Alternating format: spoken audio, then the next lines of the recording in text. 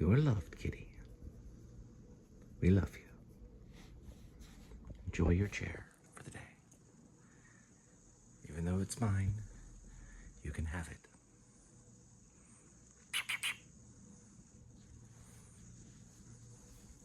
All right, it's a Wednesday, January 14th, 2026. Nailed it.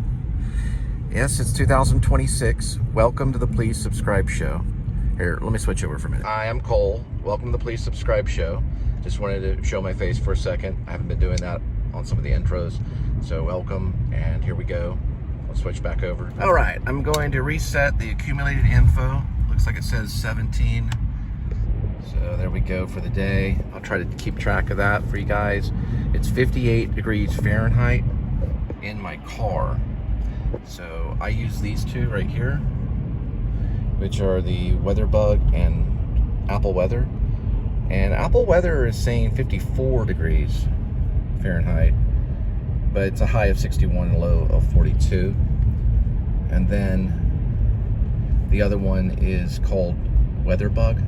It's showing 53, but it is going up high 61 and a low 35. So I don't think it was correct last night, so we'll check it, see which one is the better.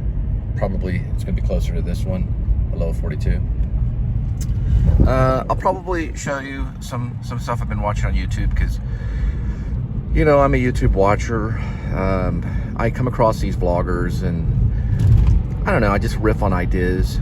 And like, okay, I see what they're doing here, and I don't really care what type of vlogger they are. It could be Grim Life Collective or this new guy. Well, he's not actually new. He's been vlogging since, I think, 2022, or maybe before that. His name's Matt. He's out in Boston. He's actually a really good vlogger. I expect his channel to probably reach maybe even 1 million one day. Maybe even further. I hope so. He struggles quite a bit. He's in a Ford van. He's very funny. He kind of reminds me a little of Woody Allen. I'm a big Woody Allen fan. He has all these jokes he always tells that are kind of inside jokes. Here is the butterfly. And I've been trying to be nicer to my cat. You know, cats, they like to get into stuff. I remember when I was a young kid, I guess I was maybe in junior high, and this will be one of my stories because I like to tell stories. First, let me show one of the vloggers that I was talking about. I watched several different things. Let me see. So there's Grim Life right there. I've seen a Morrissey video. I was a big Morrissey fan growing up. There's Foresty Force. I'm going to have to watch that one later. And then this guy right here. It's called Under the Radar. I'll tap on it and get it in a minute. Usually it'll give me a commercial. So, you know, I have to kind of like wait till the commercial's done. And then I'll show you a vlog that I watched and kind of appreciate him right here. He's got a little Ford van. Well, actually, it's a big Ford van. It's actually longer than a Sprinter. But his name's Matt. But he's Under the Radar Van is what he goes by. He's very funny. Anyway, the one I watched it was cold outside, so he went to a butterfly sanctuary, which I've been to one in Washington, and they are warm. It's like 80 degrees inside of it or something, just to escape the extreme weather of Boston. And let me tell you, I used to live in Maine. It's very cold in Maine, but Boston would actually get more snow than Maine. I don't know what it is with Boston, but they get a tremendous amount of snow. So he's a lot of fun. I guess maybe it's, you know, I struggled in Maine for 2 winters, and the snow can be comical as well as tragical. You know, I had a little bit of anxiety because I had to drive like, I think maybe 6 miles or something to go to work, but that 6 miles, it was just horrifying, and a blizzard or something, you know. Excuse me, but I just appreciate his vlog. I just wanted to throw that out there. I kind of do movie finds. Sometimes I'll talk about a vlogger. I don't know. But, oh yeah, by the way, please subscribe. And then also, if you want to support the channel, I'll leave my PayPal right here. And hit the notifying bell, and that's kind of signifying thumbs up. You know, give it a big thumbs up. What else was I talking about? Oh yeah, right. This is part of the show where you get to watch me pick up food at restaurants and drop it off at your doorstep. And I guess that's pretty much it for right now. If I find a good movie, I'll definitely put movie find down. I don't know if you've noticed that on the other vlogs, all 4 of you that are watching. Now, I did get one where I got 800 views, so there were 800 watching in one. That was the Apple one. But I'll put movie find if I find something, you know, that I think is substantial on Criterion Collection. I have the Criterion channel, and I'll keep an eye out on that. It takes a little bit of hunting to find a good movie.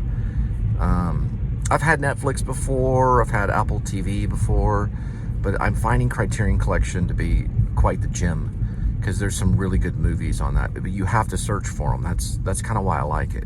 You can do it through watching the Criterion channel on YouTube, and there'll be like famous actors and directors, artists, musicians, all different types, celebrities, people that are usually well known, and they will point out a movie and tell you why they like it. And then sometimes I relay that on my Facebook. Oh yeah, the novel.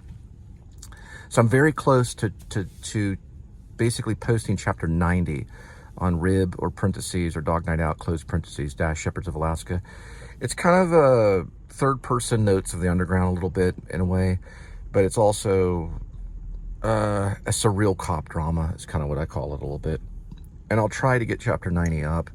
I'm not going to go over 100 chapters on that book. So I've made kind of a commitment on what I'm going to do. And what I'm going to do is at chapter 100, because I like to write. I'm sorry, I just have to do it. I just have to sit there and put words together. Once I get to chapter 100, that's going to be pretty much the ending. I had all this big plot points that I was working on maybe a year ago before my sister passed and all that stuff. So things in my life and my point of view of life has changed after I lost my sister Teresa.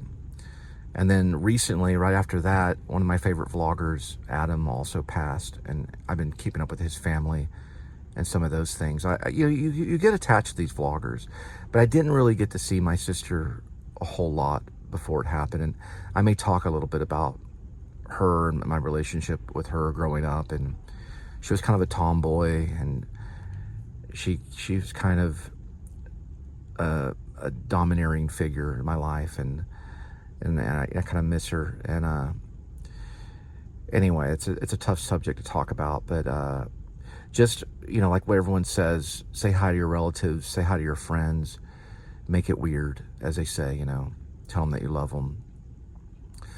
My sister really helped me out in the last, I guess, maybe 2 or 3 years of my life, helping me with something very significant that happened to me, and she was able to help me. And then I don't know what happened. We think it might have been medicine. We don't know. She was a nurse for most of her life, and I think she worked in a hospice. So she was a very dedicated nurse, and they don't get a lot of attention. And believe it or not, ironically, or not even ironically, but suitably, her name was Teresa. You know, like Mother Teresa. But she did care about other people, and nurses and doctors after COVID, who knows, you know, what happened to them emotionally and psychologically. The stress was, I think, overbearing. And I did talk to her during the COVID time when we were going through COVID. I did vlog through all that. And she did give me some pointers and talk to me about some safety stuff. So I owe her a lot. But anyway, I was just thinking about that, and just a lot of other things, that all these different vloggers have different methods in trying to do things, and I just don't want to go on forever. So this is long enough. So here we go. And I wish Lou Reed was my babysitter. I do have a story about Lou Reed. I was going to write this play about Mark David Chapman. I lived right over there with the Modern Art Museum. We'll pass in a minute. And the television came on. I didn't have a television for a while. My dad made me get a television. He brought me a TV.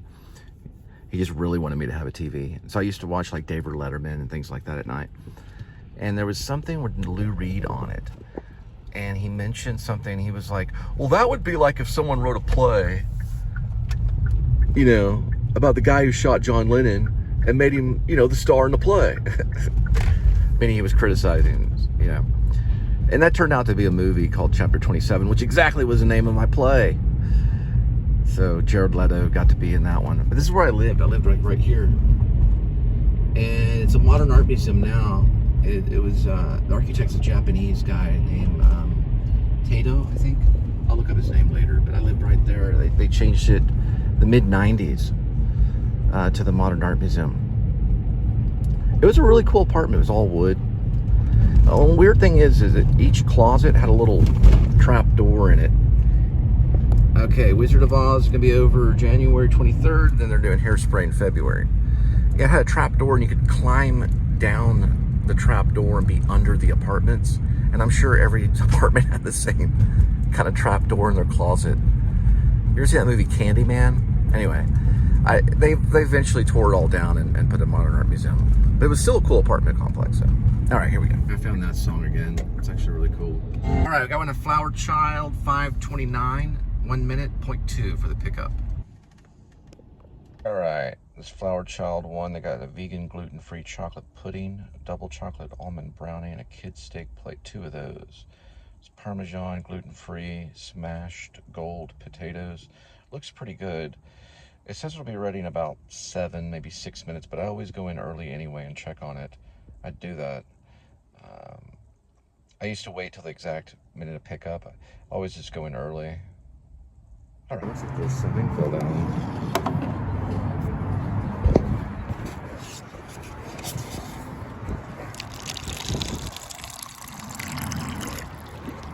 Drink more water. Don't mind if I do.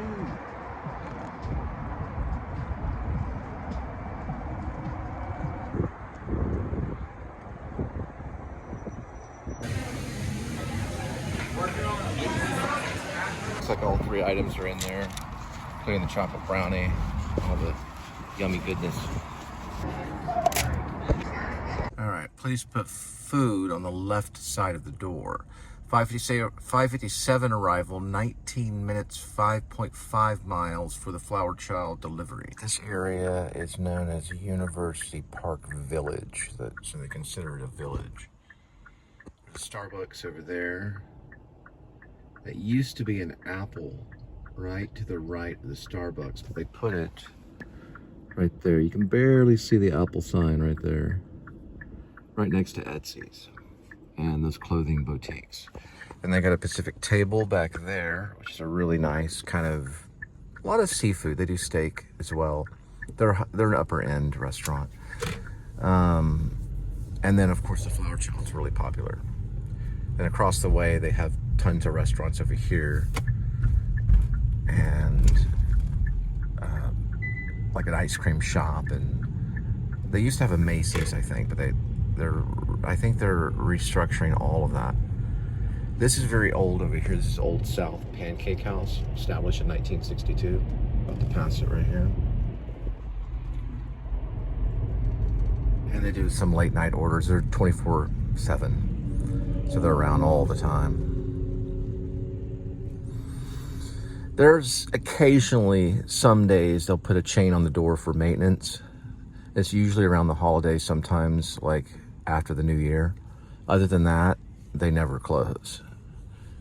And they have pretty dang good Wi-Fi as well.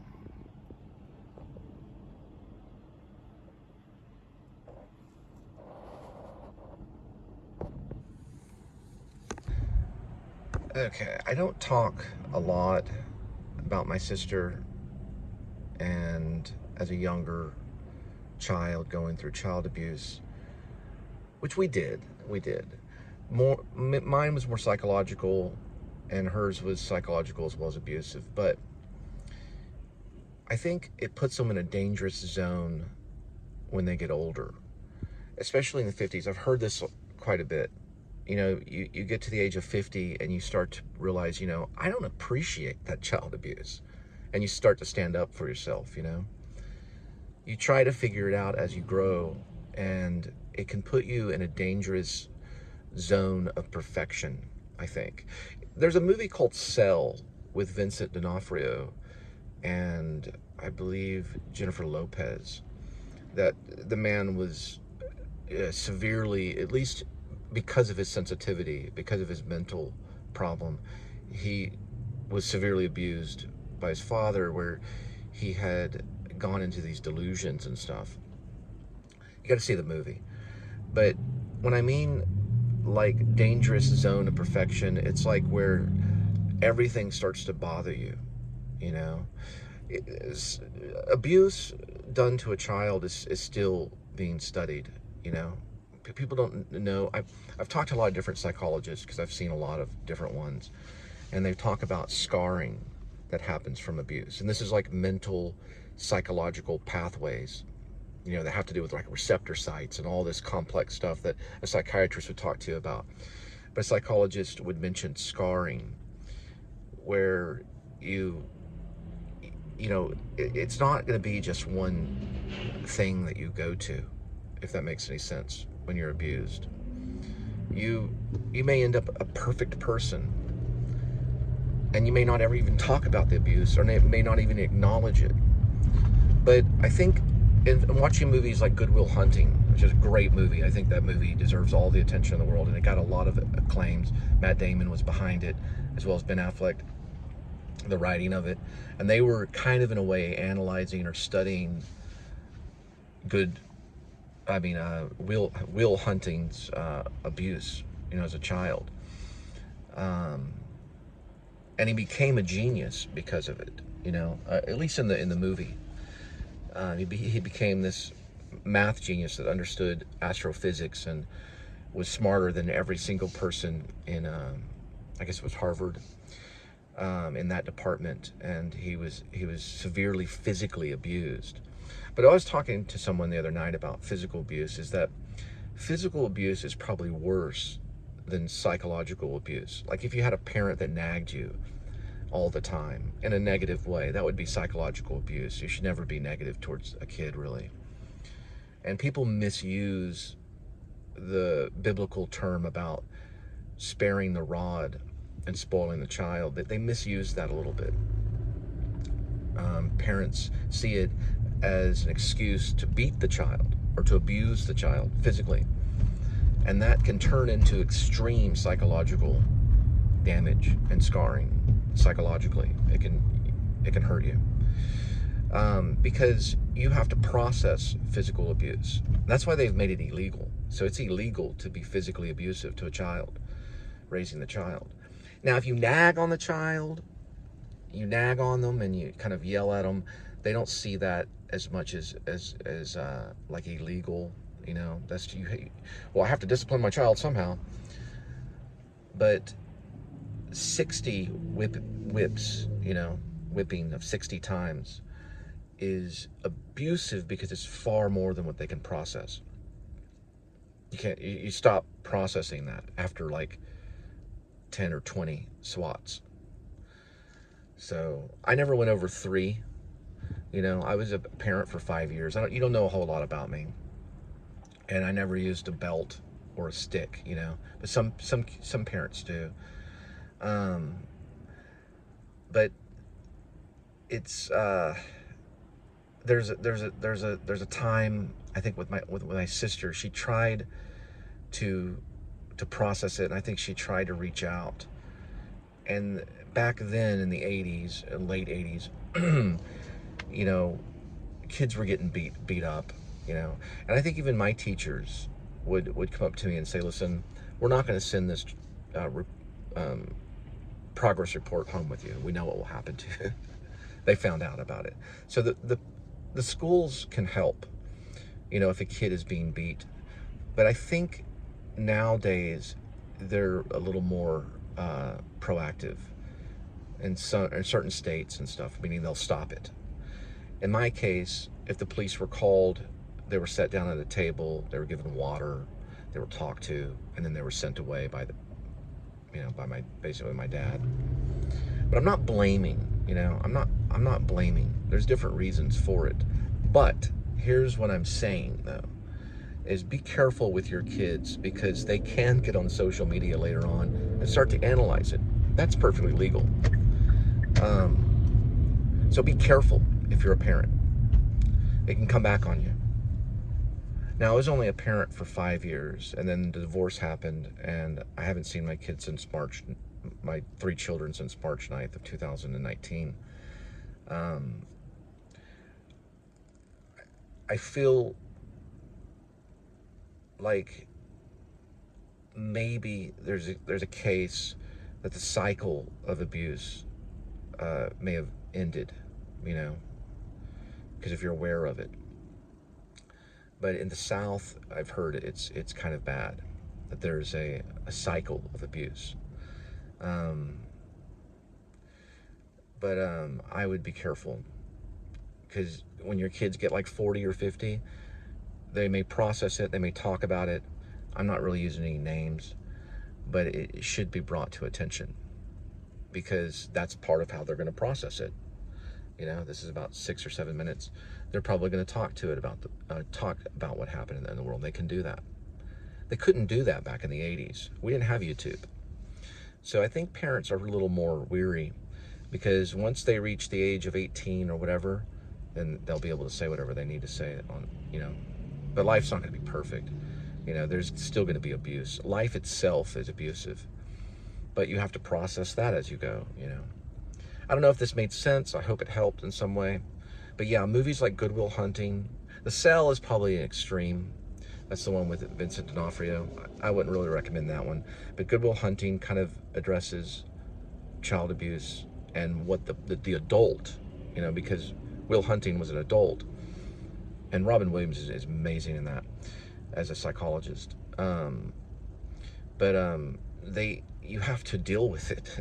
You have to come to that trail, you know, that path, that part of the road, and you have to face it, and I think you can do it by helping others. So part of the show, I'll mention it, I'll talk about it. I have done it before. I'm not going to hide it. You know, I think there was abuse of me growing up on my dad's side of the family. My mom had divorced my dad when I think I was 9 years old. And there's also another person too I wanted to mention. Billy Corgan talks about it, had brought it up in some of his concerts, about he was actually burned, which is physical abuse. And he had to process that, which later on showed up, you know, in his artwork, you know, in his music. His music was his artwork. So anyway, I'll have to think about these things, but you know, like, you're scarred by it, but then when you make it well known and people can maybe comment or whatever, then you're not as scarred, you know, because other people can help you with it. You know, it doesn't have to be a negative thing all the time. And you don't have to beat yourself up over it, you know, it's not your fault. That's what he says. That's what the psychologist says to Will Hunting. He tells him that it's not his fault. He had to come to terms with that, or he would not have been able to pick up and move on and do the things that he needed to do in life. He would have just beat himself up the rest of his life, because he probably blamed himself. But his dad, I mean, you know, my dad wasn't that bad, you know, not as bad as the dad in Good Will Hunting. But Southern dads, they are strict sometimes, and people don't always acknowledge abuse. Yeah, but in Good Will Hunting, the Robin Williams character, the psychologist, tells him, you know, it's not your fault. And that's an important thing for Will Hunting to realize, that it was not his fault. He just had to endure it. And once he realized that, he started to process it, you know. And one more thing also about child abuse is that I think it is a cycle. So you're saying, well, why was my parent that way to me? You know, why was my dad too aggressive and too critical, and you know, there was psychological abuse, and at times there was some physical abuse, you know. Threw me down the stairs one time for not going to breakfast. So I understand breakfast is important. Listen, that affected my entire life. I've never really been able to get a hold of a good breakfast. I avoid breakfast. Like, I avoid the bacon and eggs. It's the most important part of the day. But yeah, my friend and I were playing Dungeons and Dragons. We were in junior high, and he tossed me down the stairs because I wasn't at attention at the breakfast table in time. And that would make a parent mad.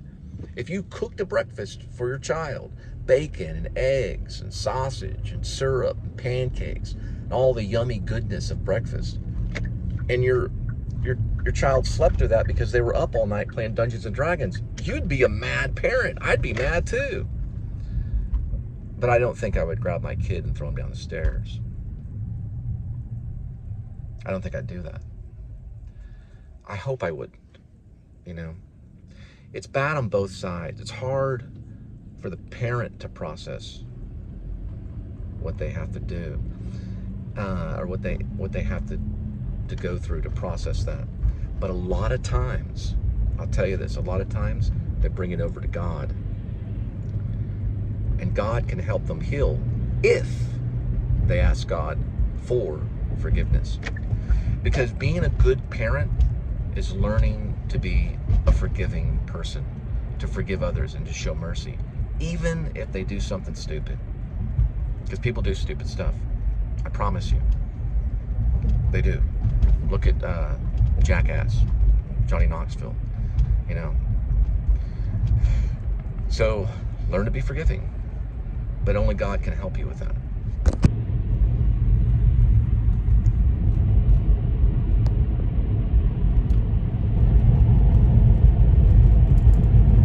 All right, another thing too, when you get over whatever obstacle, psychological or even physical, that's in your way, at times, I know that success takes time. You know, it's a step-by-step process.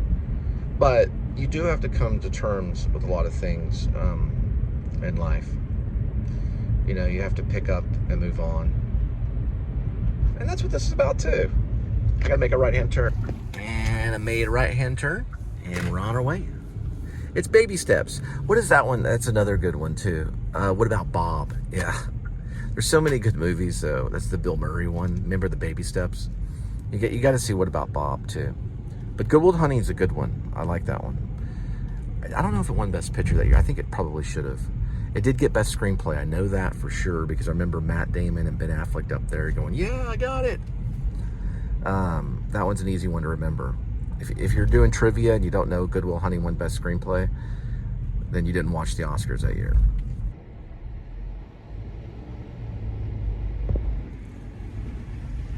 And I've got another theory about abuse too. And one way or another, everyone's experienced it. And I don't mean always child abuse, but they've experienced some type of abuse. So that could be another thing that people talk about is, hey, listen, we're all in it together. They may not have been beat by their mother or father or whatever. Like I think Billy Corgan was had cigarette burns with his stepmom, is what I heard. I don't know. That's what I've heard. But everybody has suffered some form of abuse. No one gets out, from it. No one has the perfect life. Something happens to them. So we're all in it together. But I think the people that have suffered from child abuse, they're usually a type of person, and you usually can recognize it when you see it. When you meet them, you usually can recognize it. And what the other people might say, hey, that person's weird or something's wrong with them, another person will be like, well, hey, listen, I understand their vibrations. I understand their frequency. I understand what they went through. They don't have to talk about it, You can see it on their face sometimes. But anyway, God bless, and we're on our way.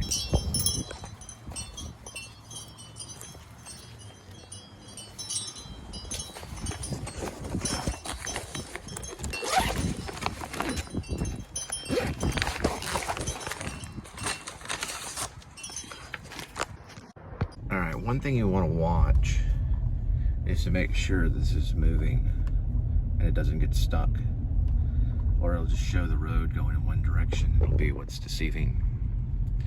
So going back to child abuse is when you abuse a child for really doing nothing at all that's wrong, at least not biblically or whatever, over a progress report or something like that, then things get stuck in their mind.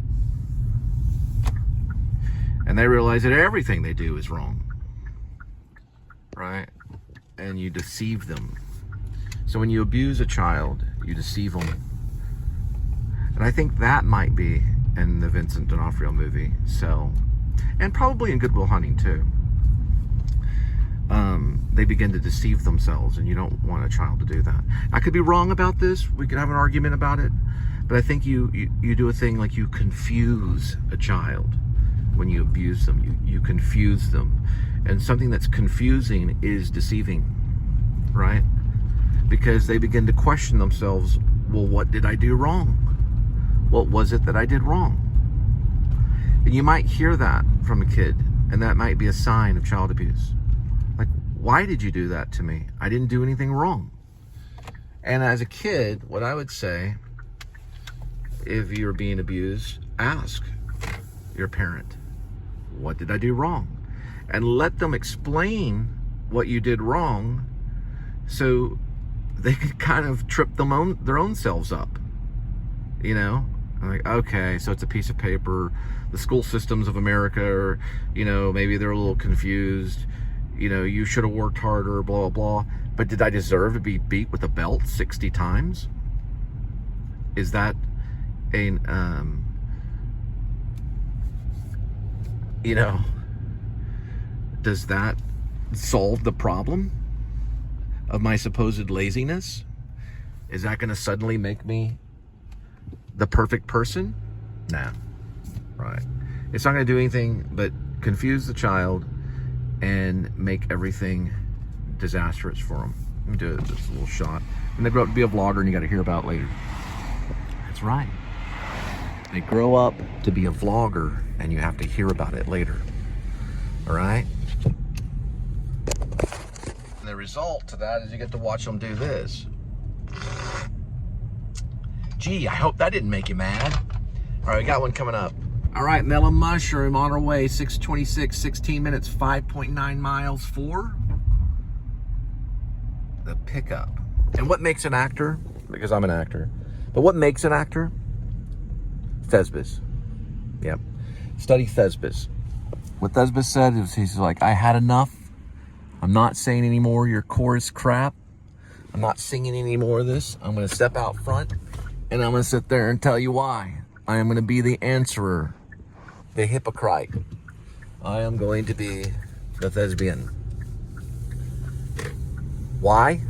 Because my parents were mean to me, that's why. Now leave me alone. This guy's pretty good too. Father John Misty. Screamland. Alright. They're established in 1974 in Atlanta. And they came here about 18 years ago. For whatever reason, they got this beautiful great tree right outside of Mellow Mushroom. Right, Mellow Mushroom on the way. 6:39 arrival, 5 minutes and 1.6 miles for the delivery. And if you're watching this and you got some food, you'll see it tomorrow. Would it be cool if all this was a live stream now in the future? It'd be a lot of work, but I'm sure it's happened before. Live stream, pickup orders and all that kind of stuff. Sam Elliott, right on John's Grill. It used to be the Aardvark and used to be the Hop back in the 90s. Used to be the House of Pizza, right there off Berry. Rumor was Oliver Stone, when he was doing 4th of July, he supposedly filmed there, but it turned out to be on the editing floor. A friend of mine was an extra in it.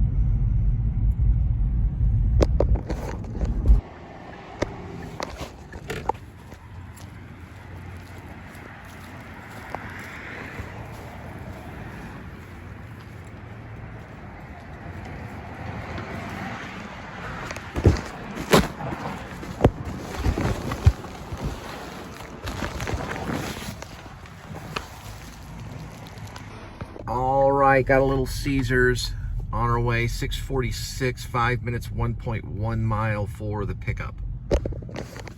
Oh, this one recently, it's Variety, Josh Softy and Chloe Shao, I think. She did The Rider. She also did Hamnet. So he talks about Hamnet, directors on directors. Josh Softy's a genius. He did Heaven Knows What and Uncut Gems. Good Time. It's a really good one.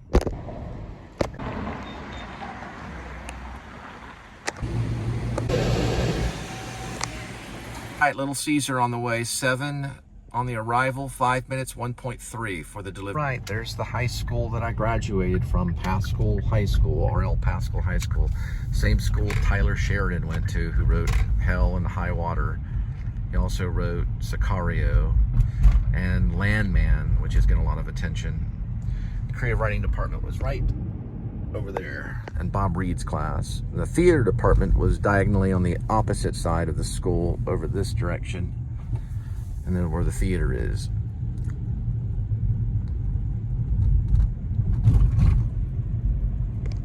I liked both. I felt the creative writing department was more of a private thing. It was between me and the story, because I was asked to create stories on paper. Literally, I even had a typewriter. It was also a word processor, but it was mostly a typewriter. Smith Corona typewriter. Back then, we were reading the Sid Field book on screenplay writing. But we did write plays. We also did short stories and poetry. And then on the other side, we were asked to be on stage and represent characters and the story, which is theater. So there were two polar opposite ways of approaching a story. This might be somewhere in the middle. These are known as the Berkeley.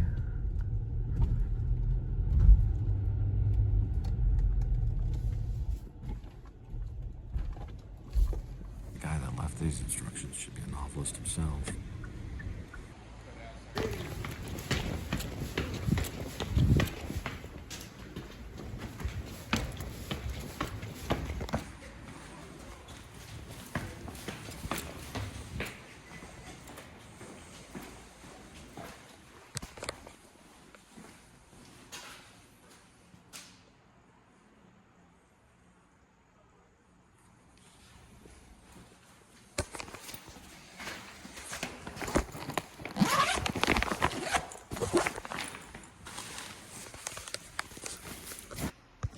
All right, Torchy Tacos on our way. 7:15 arrival, 10 minutes, 2.6 miles for the pickup. Then they leave this gate open. Torchy Tacos has like a devil theme. You can see half of them right there.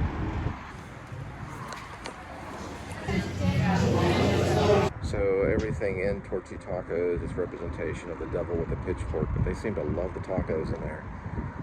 And I mean, even the door handles have pitchforks on them and devil this and devil that. Like, can I have more tacos?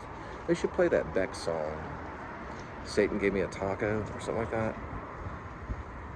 The devil gave me a taco. Yeah, anyway. That's definitely Torchy Tacos.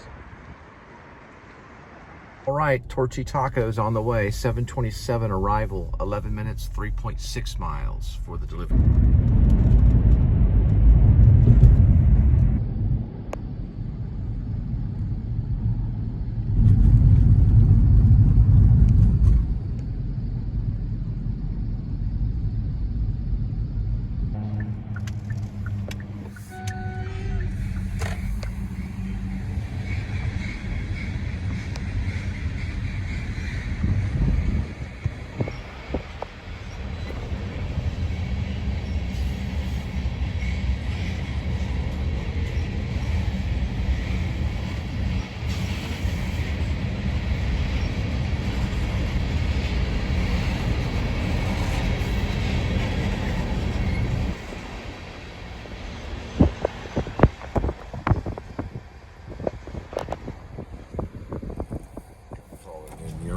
Stuff they put up.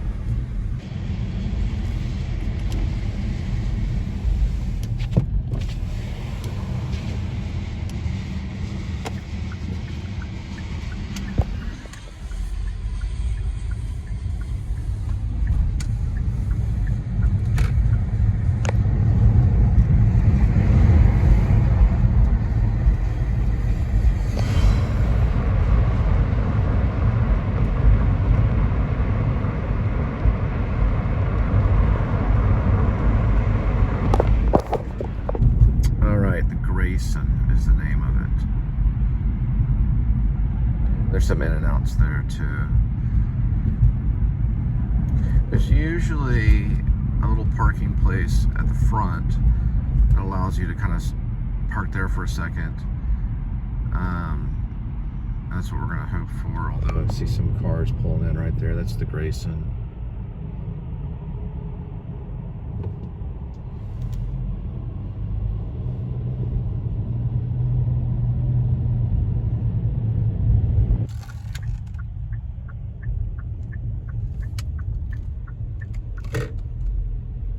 Alright, looks like we have a few.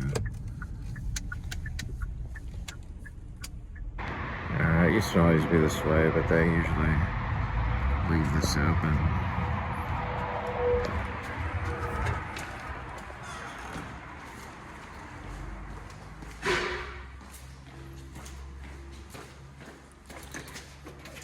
Fourth.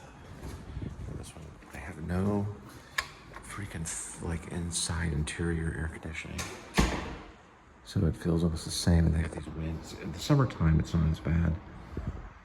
But they got this fan creating more air conditioning than you need.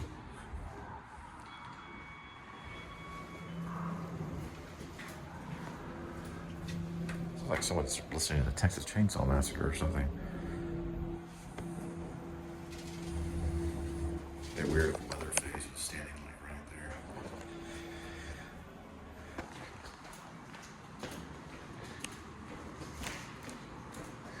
And it's like one of the only places that doesn't have like interior central air like right in the hallways. It's pretty strange. A few of them don't.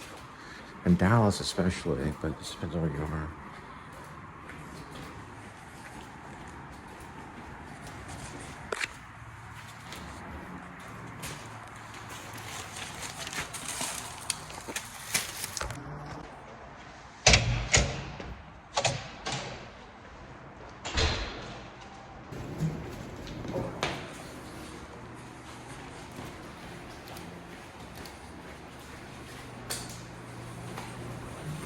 I'm wondering if this is left open too, as well as the mail room. I never thought about that. It does say push to exit now.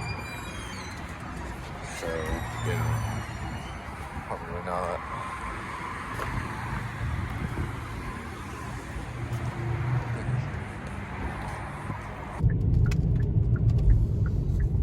This is like the industrial area when they actually do dog food there. You can see the brand right there. Checkers, type of dog food.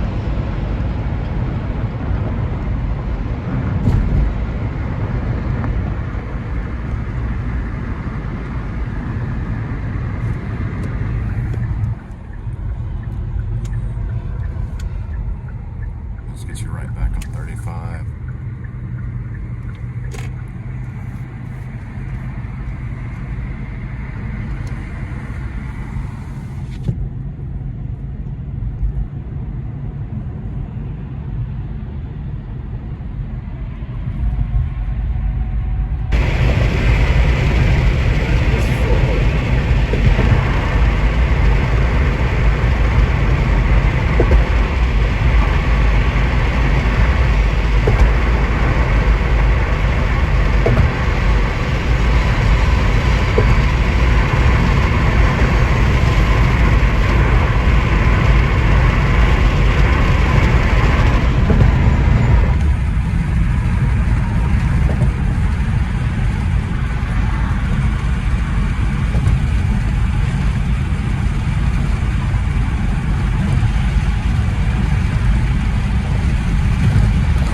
Looks like we got one at Papacitos. 7:41 arrival, 5 minutes, 2.1 for the pickup. God sent for his son. Sent for his son. Galatians 4:4. God sent his son.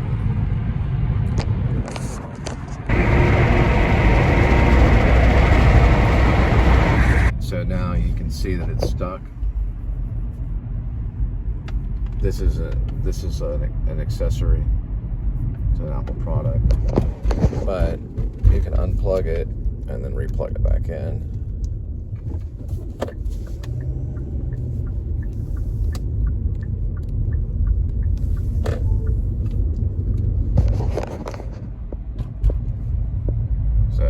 to like stay on top of it, I told the guy at my cell phone supplier, you know, I asked for certain things and I didn't really give it, so I just skipped the review, you know, rather than just tear a hole in him. But his manager would come over to him during the sale of it and sit there and I was giving him like a high five for making the sale, which I thought was really creepy.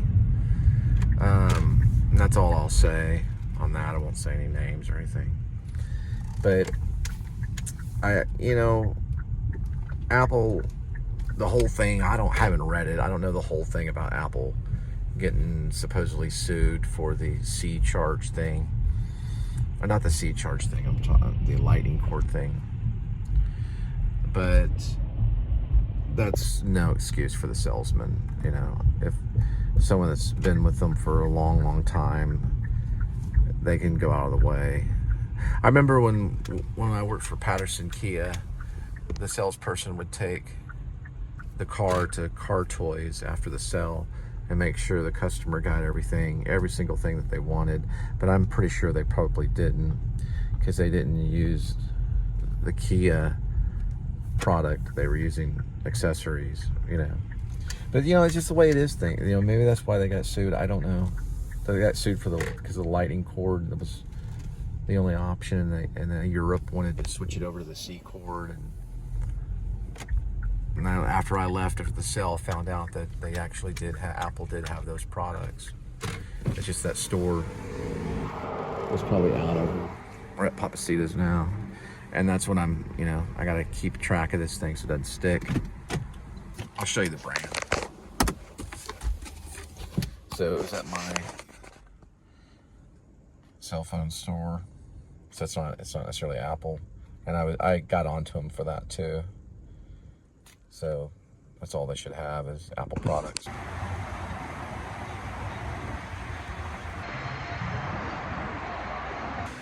It's really warm in here, actually. You can bring a bunch of those into Boston for people.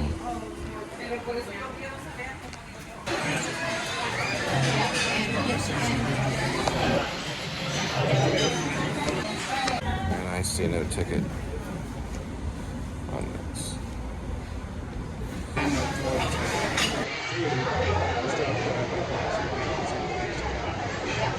Gotta get it taken. Alright, I finally got the ticket. It took a while. A couple tries, I print out the wrong ticket. I do a reprint on the correct ticket.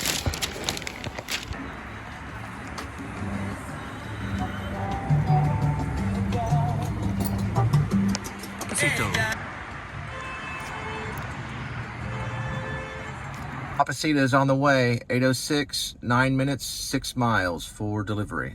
A trick that I do, and I do this, I'll just go like that to make sure it's not stuck. And I don't think it would happen with the Apple Threads, and that means the Apple, I guess it would be to C charge, USB to C charge. They have them. I looked it up, several places have them. You know, I understand sales. Listen, I'm not going to harp on the guy. I'm not going to give him a negative review. But it's probably all they had at the store at the time. I would have got pretty much what I have here, which is a Otter Defender. You know, and that's all it really needed. But this one basically just has, you know, has a Pelican, which isn't too bad, and then a screen protector, you know, so I don't know. I could probably name maybe 10 things that went wrong with that cell. I don't know, maybe Apple or the cellular provider wants them to duplicate the phone onto another one, you know, so the phone duplicates exactly how you have, you know, and I guess that saves a lot of time. But I'm only using it for, well, I do use it for shows. I have sent up some shows. But, you know, I don't know. Maybe I'm seeing it from my own perspective of using this. But I prefer that device. I mean, the Defender. You know, I'm talking about the thing that protects the phone, which is the Otter. I prefer that over the Pelican. And they supposedly do have them. Eventually, what I'll probably do is, I don't know, over time, I'll probably remove the screen protector and then switch it over to an Otter over time. But I didn't have the time to really get my way on that. All the other stores that I went to, my cellular provider, they did not have the iPhone 17 Pro. That was the only one that did. So at least I got that aspect of it, the heart of it. I got that, and so I'm dealing with this sticking and things like that. So it might do better with the USB charge, which is Apple, going to the C charge. I'm pretty sure they do have that. I looked it up online and it says they have it. So Google says they have it. No, Googled it. But you know how things are, you know, depending on who you're dealing with. It depends on who your salesperson is.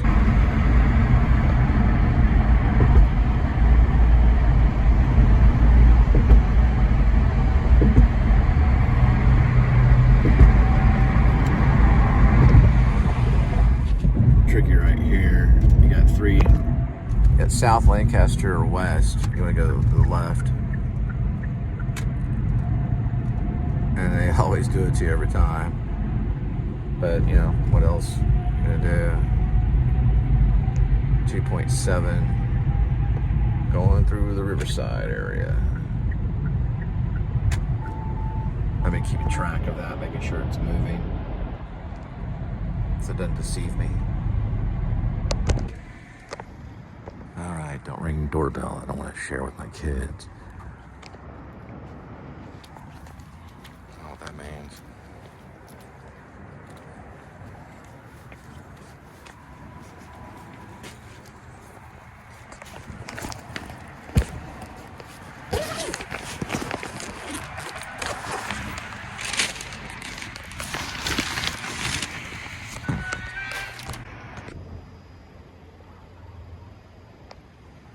Linda just asked me what my favorite bands are, and of course, you know, I put down Sun Kil Moon because I know Mark Kozlik worked really hard to memorize all those lyrics. Nobody knows all that stuff. You have to be a genius. And then Jeff Tweedy and Wilco, but you know, everybody likes Wilco. There's Chicago and San Francisco. Sun Kil Moon's out of San Francisco, Wilco's out of Chicago, but I don't know, you know, it changes. I used to be a big Smiths fan. Morrissey was before, what was that, a tent? It looked like a teepee. Morrissey was performing, he's still at it. He's still a hard-working musician, though. Yeah, I kind of was, I never really had to defend Morrissey a whole lot. I figured people would pick on him more. He's English, was from Manchester. Worked with Johnny Marr, his all-time great. I got to hug him because that was the cool thing to do back then, you know. I don't know if they really did that to Elvis. They just kind of like would, you know, they'd yell and throw things and, you know, with Elvis. But with Morrissey, the thing to do was get up on stage and hug him and then run off, you know. But I don't know. I was listening to Morrissey earlier. Sometimes he gets me in certain moods, you know, that other musicians can't. Musicians are about getting you into a certain mood, you know. Also like Tom Petty. I like, what's that one guy? Tom Waits. I think Tom Waits is great too. She was listening to some Tom Petty.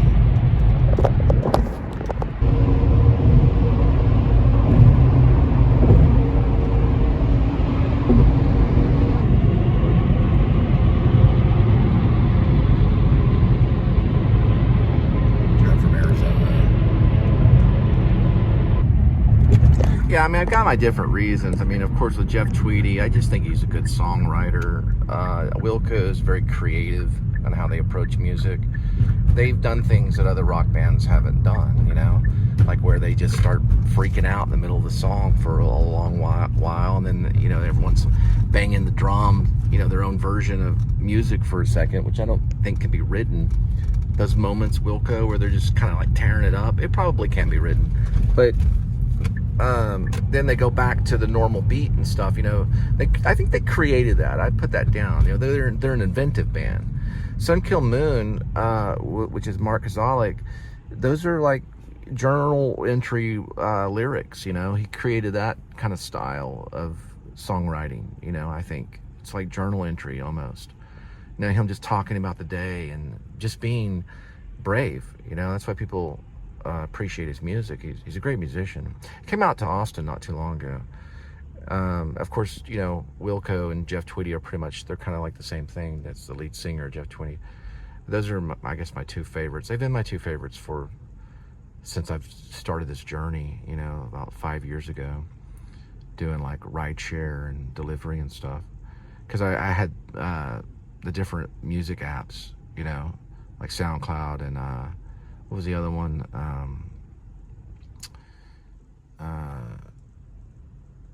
Spotify and all that stuff, where you can get all their really good stuff. But you can always just go to YouTube and stuff and listen to them. I mean, music is kind of how we wanted to start it, you know. We had a recording, you know, a band that recorded, basically, you know. We didn't play really live, but we could record in a microphone, you know. And that's kind of some of the things we wanted to do. But, you know, Gene Simmons had to go to Congress and say, listen, these bands out here, yeah, I don't want to get into it, though. I don't want to get into the whole music. The music thing is a sensitive thing. It's like when Billy Bob's talking about his music, he gets really serious, you know. I'm a believer, you can't really live on music alone, you know. It's kind of, sometimes you have to share it, you know. But I don't want to talk about the music industry. At Zap Kitchen, we may go by Eamon Carter prints, look at maybe one of their photos. 8:25, 1 minute, 300 feet for the pickup. Looks like we got basil fried rice. There's no mushrooms in that unless you add them, or they put no mushrooms. And then it may have mushrooms, but they didn't want mushrooms. They wanted Zap spicy and dancing garlic riblets. Do have a Pottery Barn coming in here.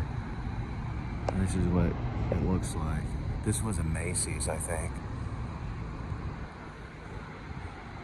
So I don't know what that's gonna be, really. Here's some information on it right here.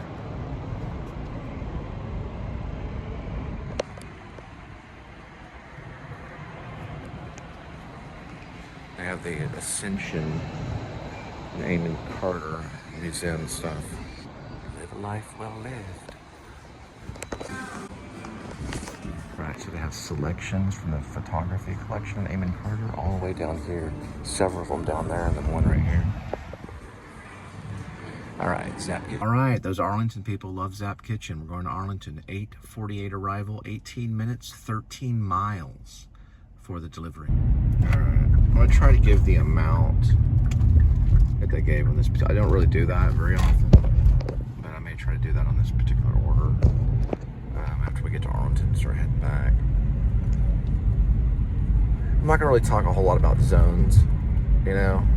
If there's a particular zone that you feel comfortable with, I'd say, you know, go with that one. I'm talking about like Arlington's a zone, Fort Worth, some areas of Fort Worth zone, Lake Worth zone.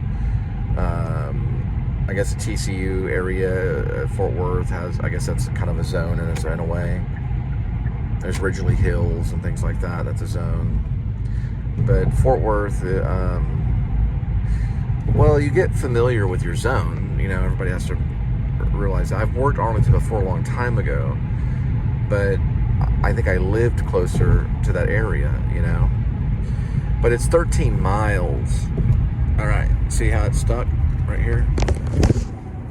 I'm gonna unplug and then plug back in.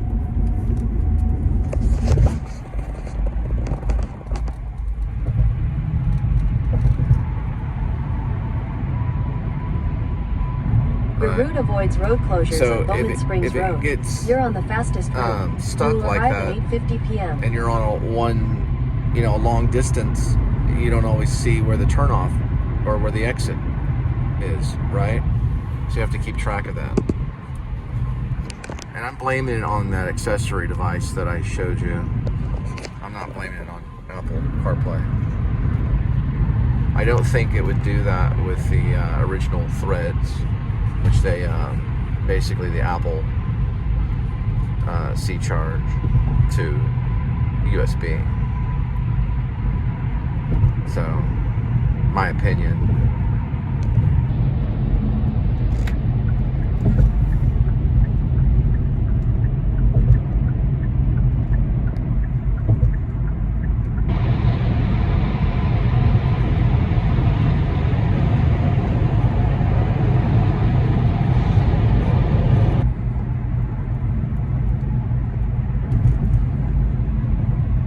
I'm probably going to put on an audiobook.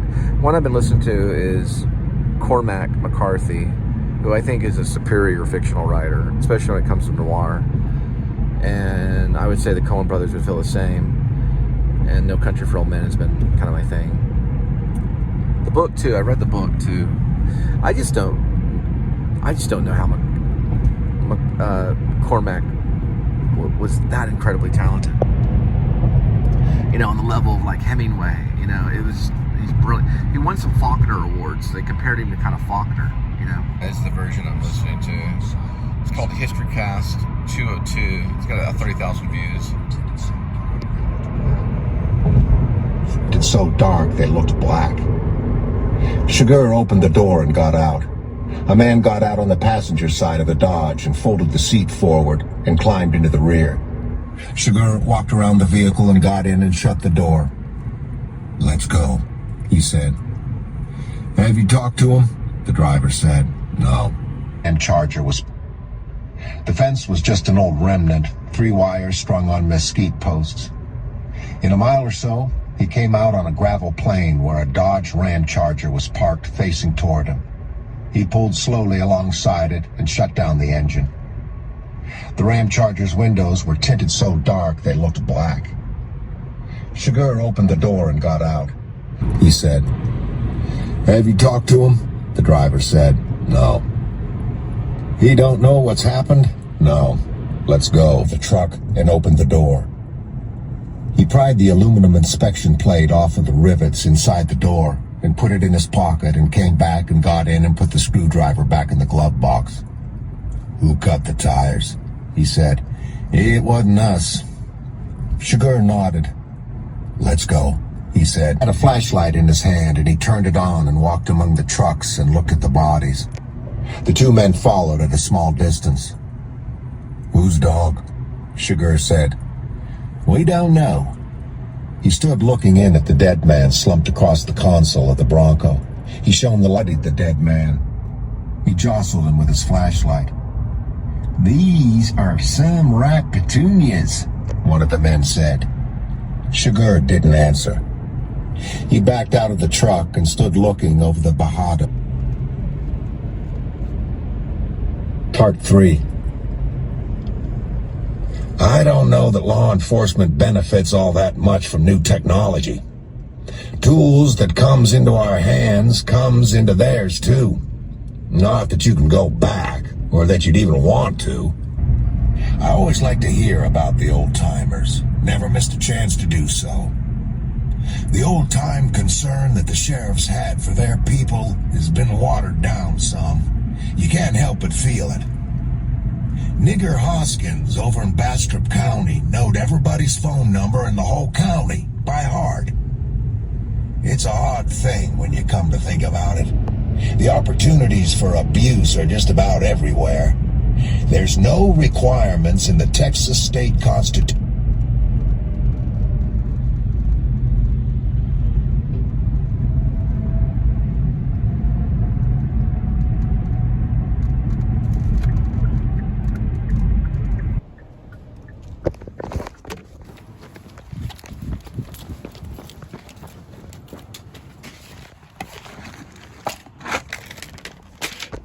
Help but feel it. Nigger Hoskins over in Bastrop County knowed everybody's phone number in the whole county by heart. It's a odd thing when you come to think about it. The opportunities for abuse. There's part 1, part 2, and part 3. Part 2 ends remember that time in the movie where the guy, Sugar takes the two, I guess they were the gentlemen dealing with the bad drug deal going down.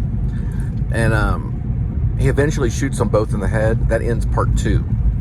Then it goes back into a monologue. So each book or part, there's part 1, part 2, part 3, starts with the monologue from the sheriff, Tommy Lee Jones' character. I'll look at the cast a little bit later. But this little segment's brought to you by, I think these are called Miss Vicky's jalapeno chips.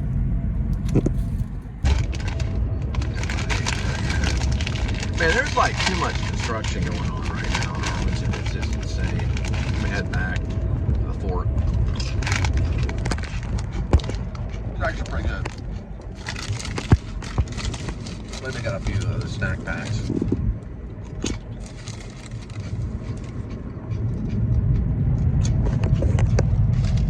All right, I'm just looking at the cover of Cormac McCarthy's famous novel, and of course the film by the Coen brothers, No Country for Old Men. Joel and Ethan Coen, probably one of our best filmmakers since probably David Lynch. They were supposedly kind of sketchy to the actors on this film. I don't know why. Look how much they did very well. They did 171 million on the box office, so they turned it into a profit. They only spent 25 million. But there's a little thing that Josh Brolin directed that's on YouTube, and you can find it, and I'll find it. I'll let you know. But Josh Brolin directed it, where they interview Harvey Bardem, and he supposedly says they grabbed his wrist and making him feel nervous. I don't know if it went down. It's just them grabbing a wrist, but it doesn't sound like them at all, because Ethan and Joel, they're pretty, like, I've heard they're pretty professional, but they may have, they're real big neo, or they're big noir followers, so this was probably a pretty interesting film for them, meaning they liked it. But I was going to look at the cast. Ed Tom Bell is the one that gives the monologue. So it's Sheriff Ed Tom Bell. I gotta like restudy. When I read a book, I gotta like reprocess it. And this is the kind of stuff I have to do. That's why I'm showing you guys. Harvey Bardem plays Anton Sugar, and then Josh Brolin is Llewellyn Moss. Woody Harrelson plays Carson Wells. Pretty big cast list. Anyway, that's what I was saying. Tom Bell, Ed Tom Bell. That's the dude that's talking in the beginning of part 1, part 2, and part 3. He's basically like a sheriff.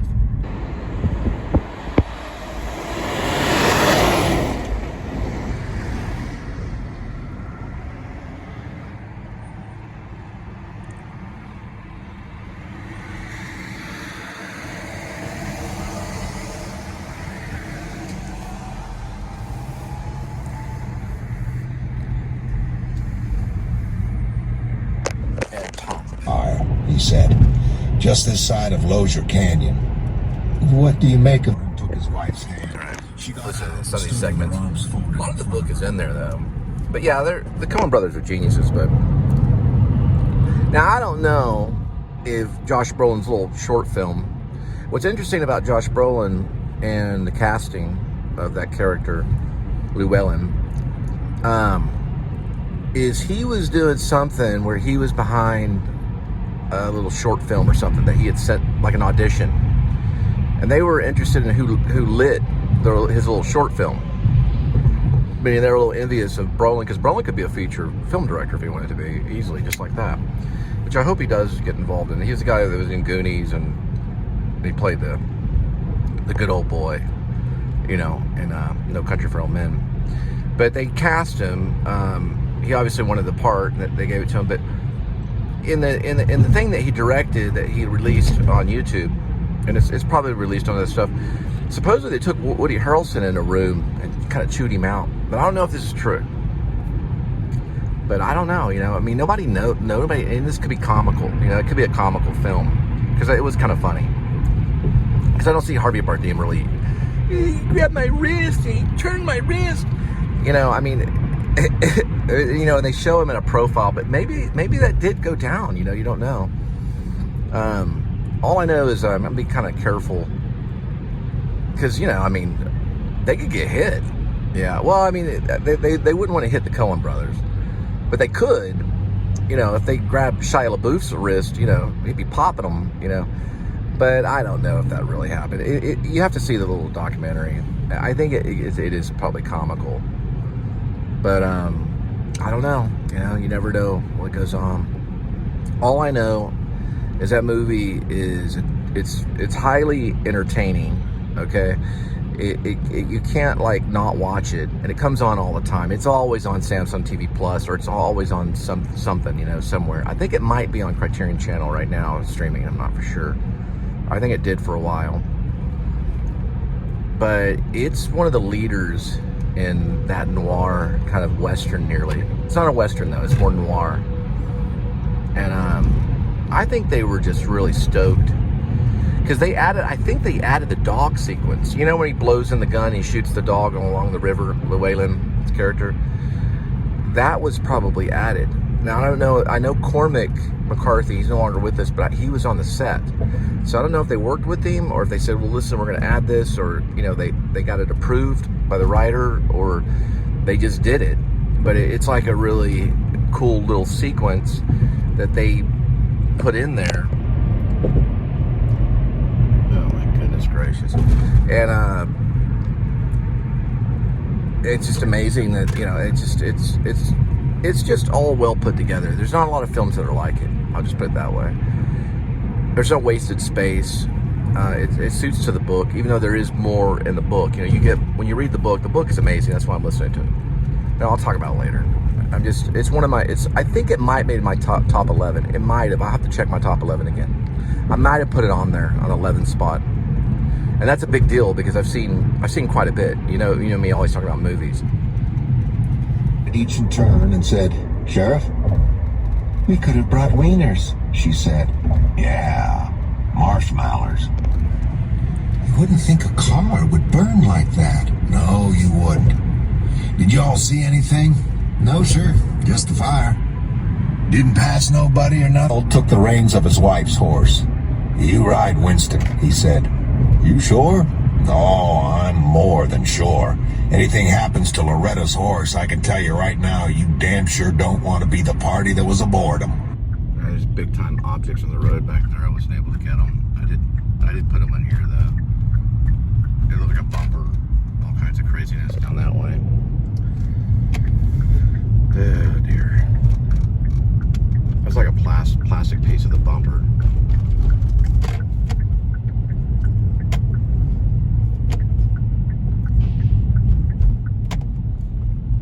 From like a previous incident or something that happened way on the highway. Probably, if you want to mark it, somewhere around here. Looks like they didn't finish a cleanup on something that happened right here. So I reported it right there. All right, Taco Bell on our way. 9:24, 5 minutes, 1.3 for the... It's No Country for Old Men. It's Josh Brolin's unauthorized behind the scenes. We got stuck again. Unplug and then replug again.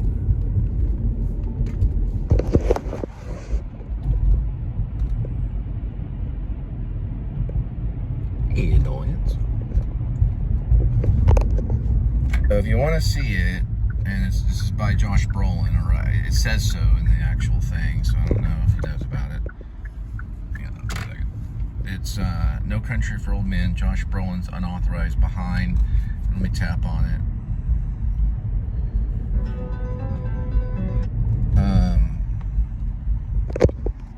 Golly, this amount of advertisement you have to go through nowadays is just completely real. There it is. So it's like behind the scenes kind of thing, unauthorized behind the scenes. A piece featuring additional cast and crew interviews. It's still in action. Directed and produced by Josh Brolin. Comments from Joel, Ethan Cohen. They're all in it and stuff. It's a little behind the scene thing. Same cat from the other night.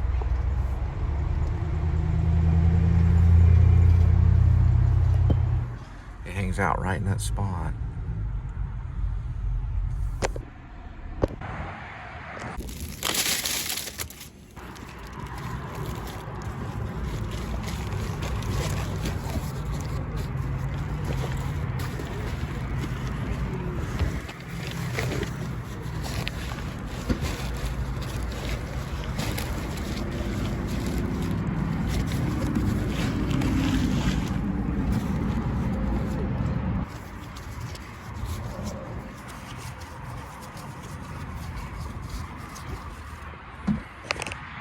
Bell on the way, 9:41, 6 minutes, 1.4 for the drop-off or delivery. So they're saying No Country for Old Men falls into the neo-western crime thriller.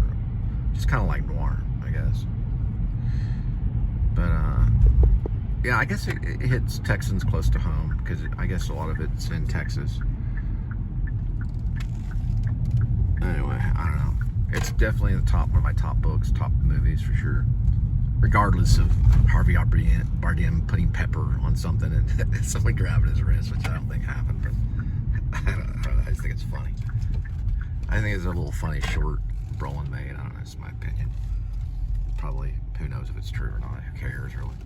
I'm sure they're okay. I don't think those are petunias. They might be though, if you know.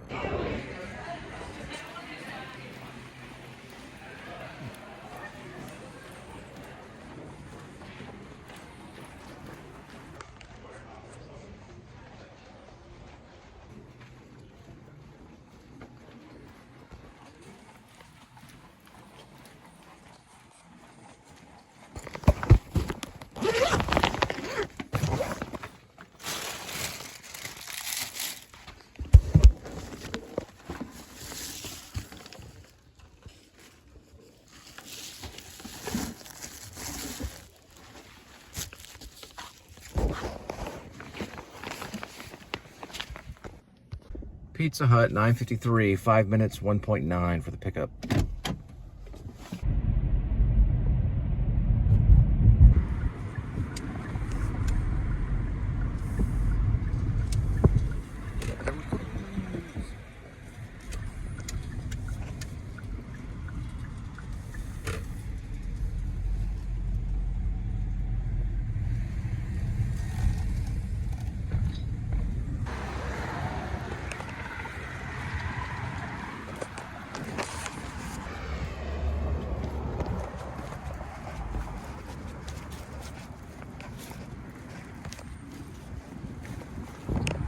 Pizza Hut on its way, pretty good order. 10:07, 5 minutes, 2 miles for the delivery.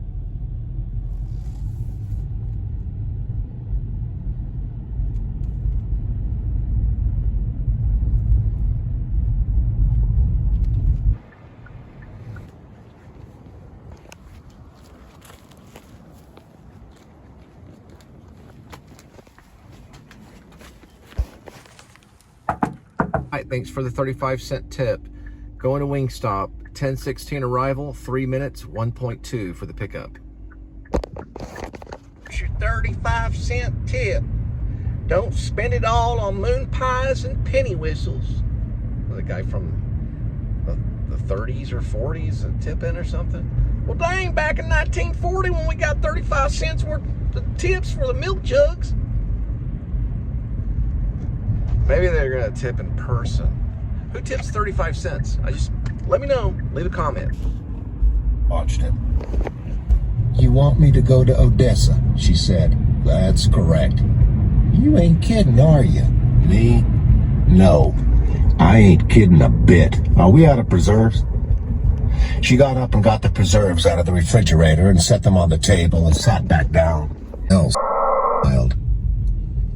Why don't you put them damn flowers down? All right. He rose and laid the bouquet on the bedside table and sat back in the chair again. Do you know?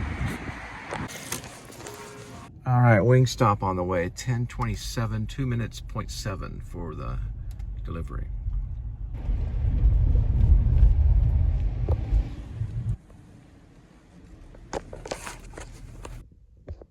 All right, Buffalo Brothers on the way, 10:33 arrival, 2 minutes, 0.8 for the pickup.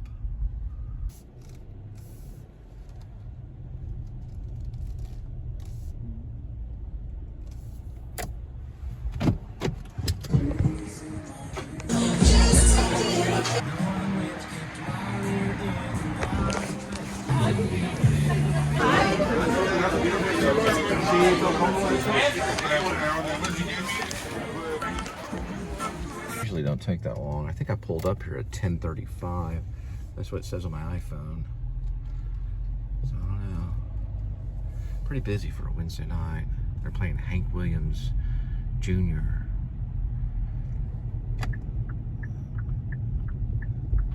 Something Woman.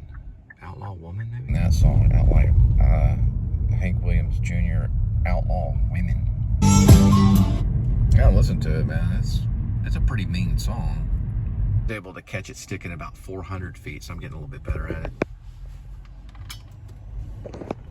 Watch your salesman at your local cellular place.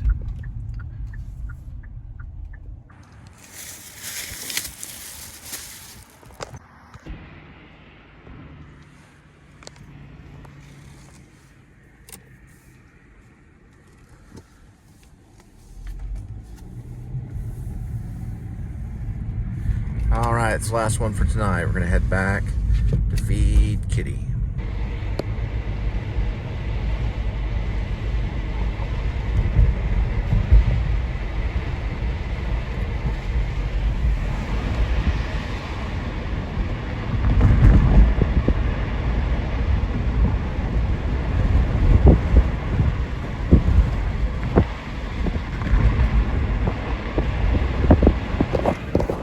So, Outlaw Women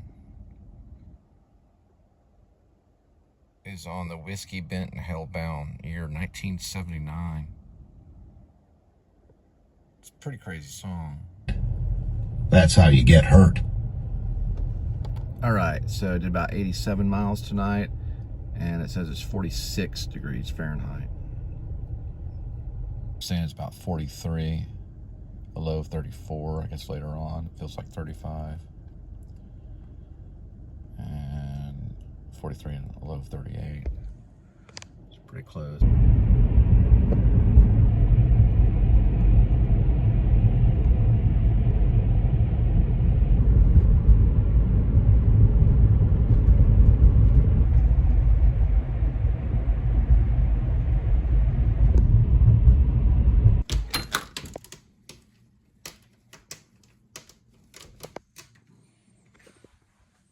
Right, here we go with today's kitty. There's one kitty, 9 lives, and each life has a number. Numbers 1 through 9. Swirl the cat food and pick a cat food. Today's kitty by having Fancy Feast, indoor, meaty bites. Come on, kitty. I don't like these. It's like your fast food.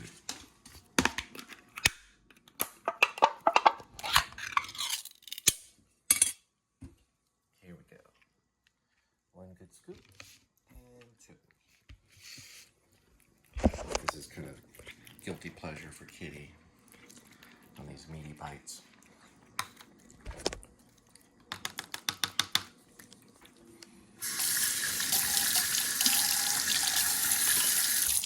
Alright. Put a lid on that.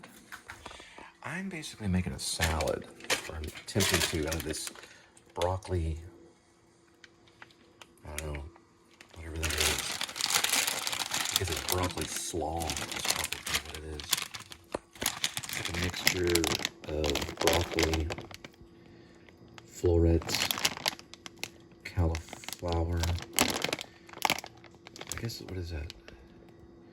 Pearls, red Caribbean, or Caribbean. What is this? Oh no, this is red cabbage. And carrots and cauliflower, whatever this is, stalks. Sorry, I thought that said Caribbean, it's cabbage. So it's broccoli slaw, is what I'm guessing that says. I'm going to put it in the back. Anyway, I'm probably going to make that. This is, I think, cream cheese or something. I opened it up. Looks pretty good. I might try some of that. I'm going to cut up some of this bell pepper. And then for the protein, I have some of this chicken in here. Just regular chicken, probably chicken breast. Probably cut some of that up. And some cheese. I'll try this, right? Open it up. It feels kind of like cream cheese. There it is.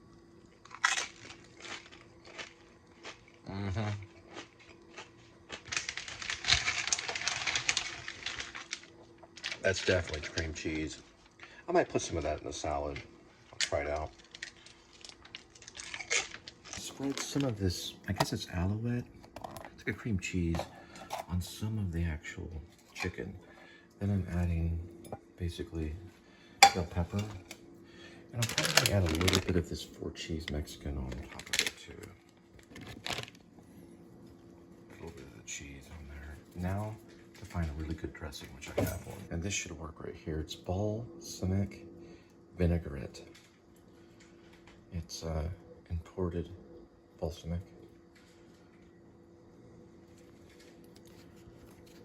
I guess the company starts with an M. There's a reduced sticker on it. See if I can find it. Doesn't say anywhere. T. Mazzetti.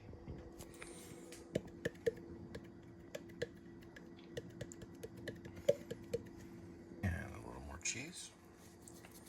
And I'll see you at the table. See this hummus right here. Kind of put it here as a little snack inside the salad. Roasted.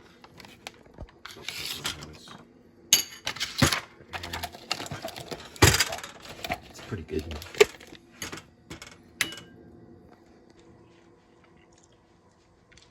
Tea.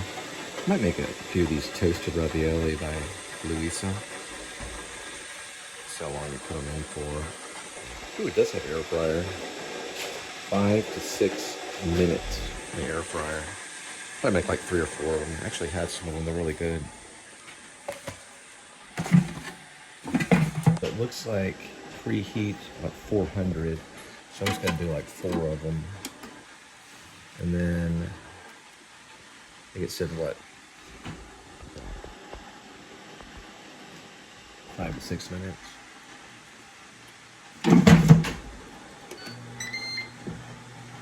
I think that's actually, I think it shows it on here. Yeah.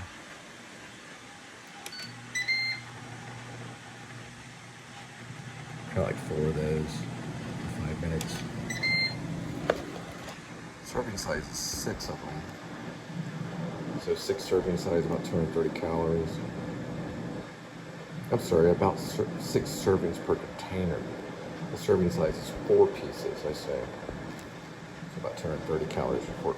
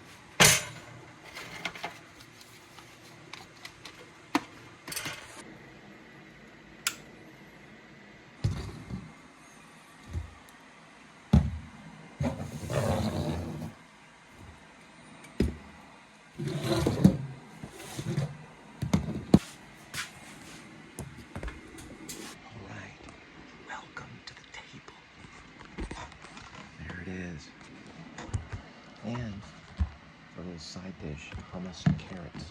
I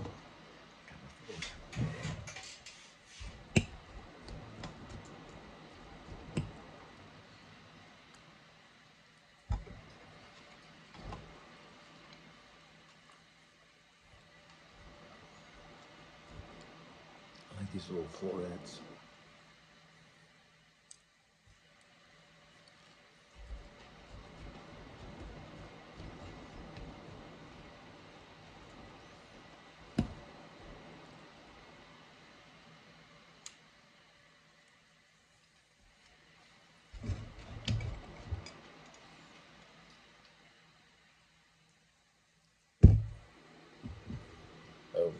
This is tea.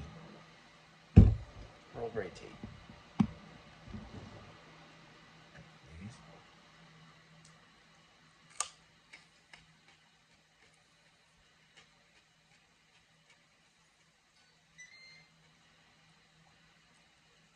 The pizza rolls. Actually, they're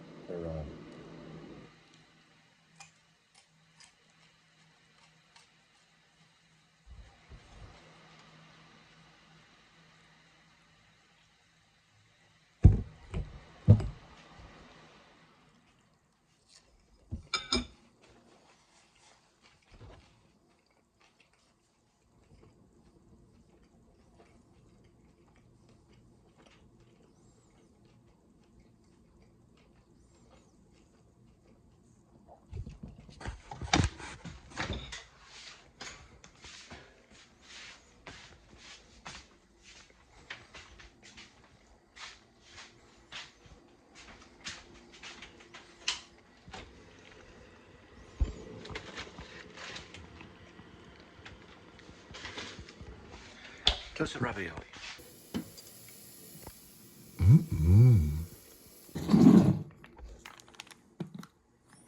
Let's see here. If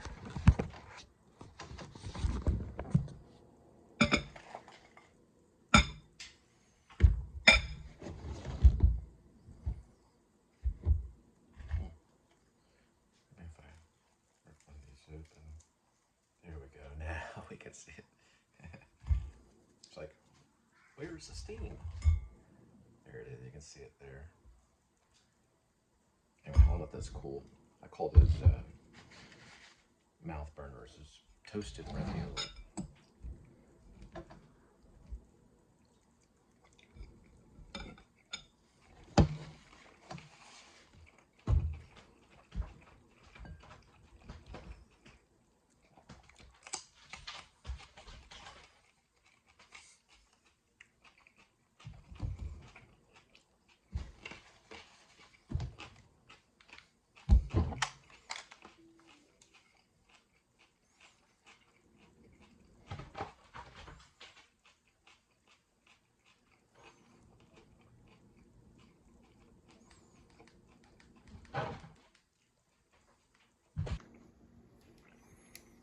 There I am. Oh, I gotta see that 4C4's one. And I'll watch more of this guy decorating the Van Fox Xmas. This is my new favorite guy, Under the Radar Van. His name is Matt, it's not Van. And I'll probably watch some news, maybe. I'll try one of these pizza rolls. I just don't know if they're too hot yet.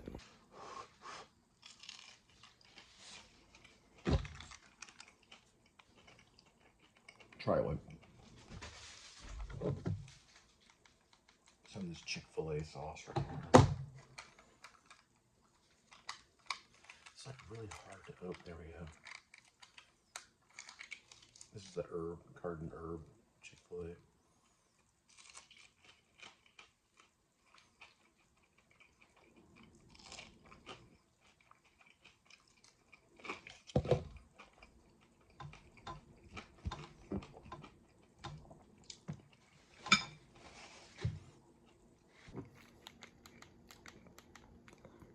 Bowie, the final act. I wonder what that is.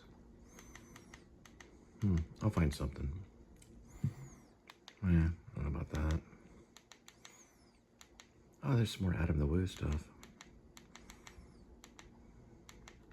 This guy goes to, Sean Clark goes to McDonald's.